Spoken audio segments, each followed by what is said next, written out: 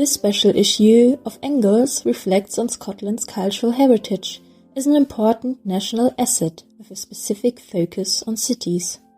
Instead of the country's natural heritage, which is often favoured in analysis of Scotland's past, the journal assesses its distinctive urban heritage and how this relates to issues of national identity. Taking a broad approach to Scotland's urban heritage, the journal includes contributions on urban development and heritage conservation, historic buildings and architecture, collective and public memory, tourism and the cultural industries, as well as film and literature, with subjects spanning from the early modern period to the present.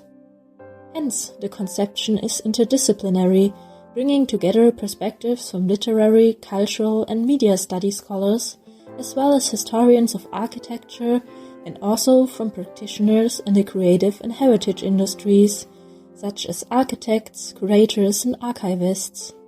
In addition to purely academic papers, we have thus included open formats, such as a gallery of images, a collection of voices, and an interview. The aim is to reveal the rich and varied ways that contemporary scholars, stakeholders, and professionals view urban heritage in a Scottish context. As such, this special issue, Cities in Scotland, Cultural Heritage and National Identity, is intended as an introductory overview on current concerns of Scotland's cultural memory, while also offering interesting case studies to engage with a particular Scottish city or issues relating to Scotland's heritage. Providing new insight into the interactions between architectural and medical knowledge, Anne-Marie Eckerhurst's paper, Anatomizing Athens, discusses the reputation of Edinburgh as a centre of excellence for medicine in the modern period.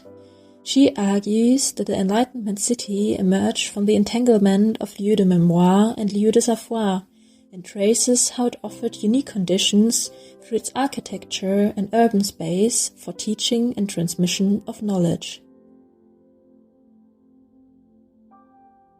In contrast to an image of the city that emphasizes the outstanding cultural and intellectual achievements of the Scottish Enlightenment, Sylvia Mercantile's contribution focuses on the infamous Burke and Hare murderers in the beginning of the 19th century.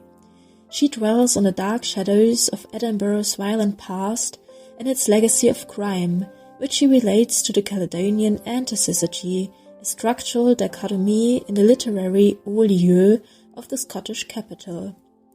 Taking the example of Ian Rankin's crime novel, The Falls, her paper discusses the recirculation and spatio-temporal referentiality of texts about Burke and Hare, situating them in a wider context of the Scottish literary canon. Whereas the detective protagonist of Rankin's texts navigates the urban medical lieu de savoir, picking up clues at the Museum of Scotland, both sides, the real and the fictive, have already been embedded in the tourist industries. Located at the intersection of tourism, media and cultural studies, Irmina Wawrzycek's discursive analysis of Visit Scotland's tourism website in the last pre-COVID-19 season 2019 to 2020 assesses the rich promotional intertext of Scottish cities. She employs the term palimpsest to uncover the multi-layered identities of Scotland's urban places. Scottish cities emerge as a distinctive commodification of Scotland's regional identity, packaged as a paradise for well-being that includes urban heritage attractions such as historic buildings or culture, and also as gateways to the abundant natural assets of the Scottish countryside. As cities are newly advertised as wellness tourist destinations, the promotional text thereby also takes up the medical tourist tradition while battling notions of over-tourism. Social well-being, urban heritage and progressive urban redevelopment constitute key features of the activities of the Thistle Property Trust, both past and present. The trust was formed in 1928 as Scotland's first property trust, with a view to offering sanitary housing for the inhabitants of Stirling. The gallery presented here reminds us of how the historic center near the castle was regenerated through the work of a property trust that was originally managed by women, and whose methods were inspired by Victorian social reformer Octavia Hill. This panoramic approach of the activities of the Trust is presented as a dynamic exhibition by Lindsay Lenny and Rachel Pearce of the Stirling City Heritage Trust, one of 7 city heritage trusts across Scotland, which promote the heritage and care of the built environment of Scottish cities. The concern for historic buildings in an urban environment has shifted over time, and since the 1970s. Historian of architecture James Legal takes the example of the restoration of Bute House and neighbouring buildings situated in Edinburgh's New Town to demonstrate the changing values associated with the care and presentation of historic buildings.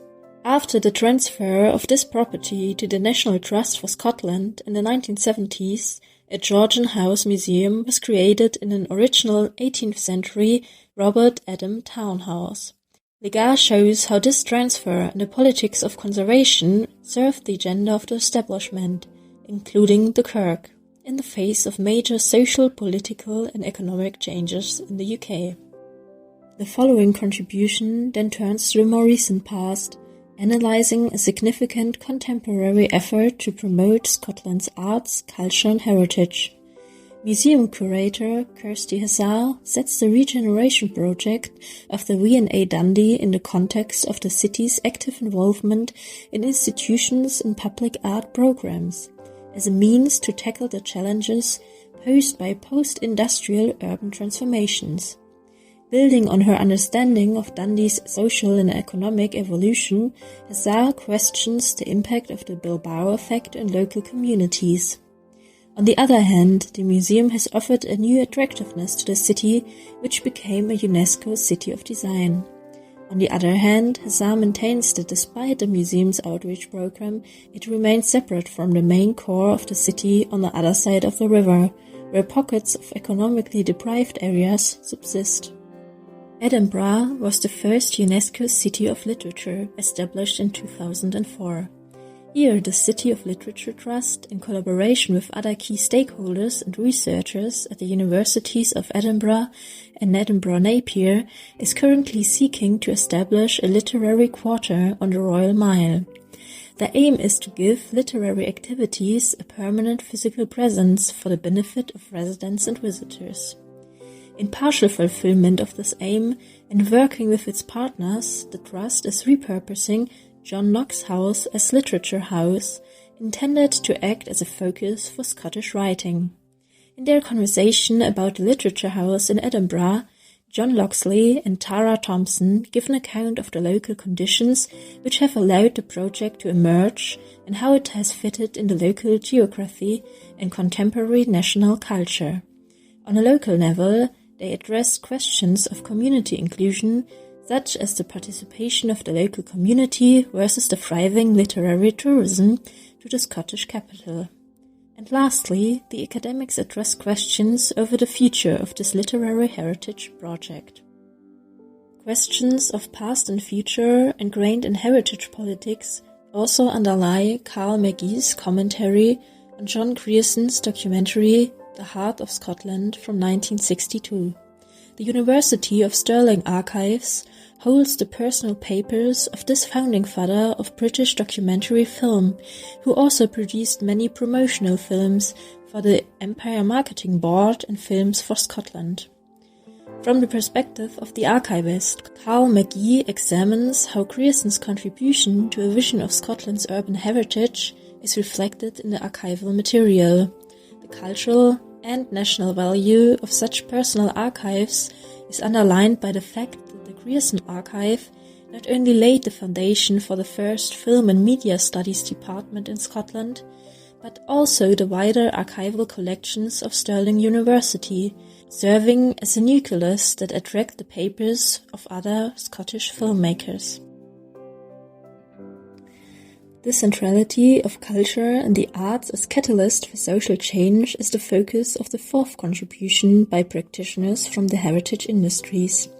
As part of Stirling's bid to become UK City of Culture 2025, Stirling Makar Laura 5 joined forces with Stirling Scene, a collaborative initiative by the city's art and culture partners to invite people across the area to unleash their creativity and share their 25 words for 2025. The collective poem Kincannings celebrated Stirling's rich culture and creative spirit. It was accompanied by a video as well as a projection onto the National Wallace Monument, promoting further the city's innovation in the creative industries.